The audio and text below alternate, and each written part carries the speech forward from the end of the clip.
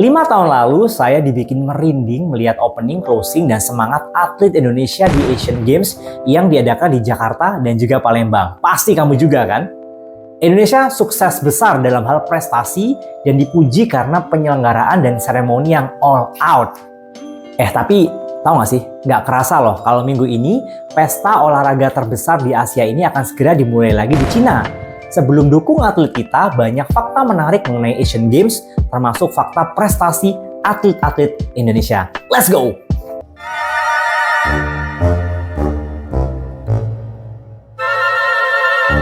Asian Games adalah pesta olahraga terbesar kedua di dunia setelah Olimpiade.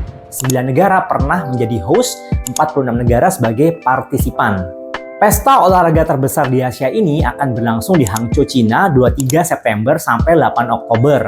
Harusnya Asian Games ini diadakan tahun lalu, tapi ditunda oleh Cina dengan alasan pandemi COVID-19 yang belum dirasa tuntas. Sebelum Hangzhou, Asian Games diadakan di mana coba? Indonesia dong. Masih ingat dan merinding kan opening, closing, dan juga kompetisi di tahun 2018 kemarin? Jakarta dan Palembang adalah dua kota co-host yang sukses besar. The first game diadakan back di tahun 1951 di New Delhi. Dan sejak saat itu diadakan setiap 4 tahun sekali. Game pertama ini diikuti oleh atlet dari 11 negara dan hanya 6 cabang olahraga, yaitu sepak bola, atletik, basket, sepeda, renang, dan angkat besi. Pesta olahraga ini ternyata tidak lepas dari boikot karena perbedaan pandangan politik.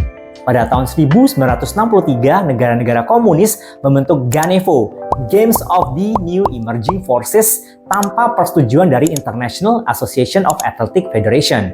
Uniknya, GANEVO ini lebih sukses daripada Asian Games. Namun sayangnya, GANEVO hanya bertahan 2 edisi. Pada tahun 70, negara komunis ini bergabung kembali dalam Asian Games. Tahu nggak sih, salah satu penggagas GANEVO? Indonesia bersama Cina dan juga Uni Soviet. Bahkan headquarter ada di Jakarta dan Federation co-founder adalah Presiden Soekarno.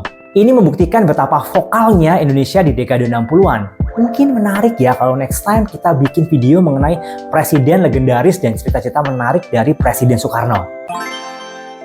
Tahu nggak sih? Cuman ada 2 juara umum yang pernah tercatat di Asian Games. Jepang menguasai 8 edisi awal dan Cina mendominasi 10 kali edisi terbaru. Sepanjang keikutsertaannya, Indonesia telah mengumpulkan 91 emas, 120 perak, dan 235 perunggu dengan total 446 medali. Jumlah ini menempatkan Indonesia di peringkat 10 klasemen sepanjang masa. Prestasi ranking terbaik Indonesia adalah di nomor 2 di tahun 1962 dengan 11 emas. Saat itu Jakarta menjadi host untuk kali pertama. Sedangkan prestasi perolehan emas terbaik adalah 31 emas saat Jakarta dan Palembang jadi host di tahun 2018 kemarin.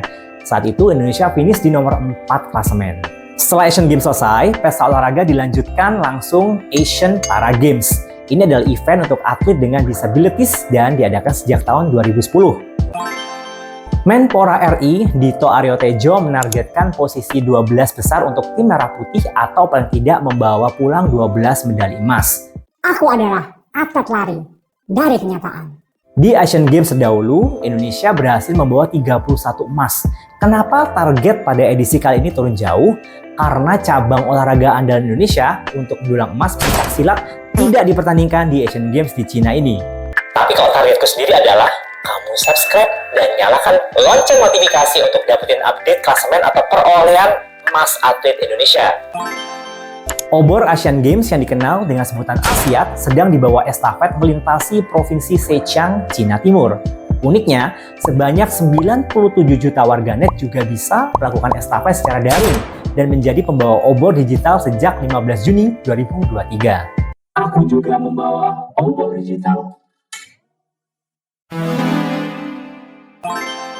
Kira-kira olahraga apa yang bisa menyumbang emas di Asian Games? Bisa nggak ya target Menpora dipenuhi? Dukung terus atlet Indonesia dan berikan semangat agar Indonesia bisa masuk 10 besar alias melampaui target. Kenapa nggak mungkin? Aim high supaya kamu land in high place juga. Stay curious!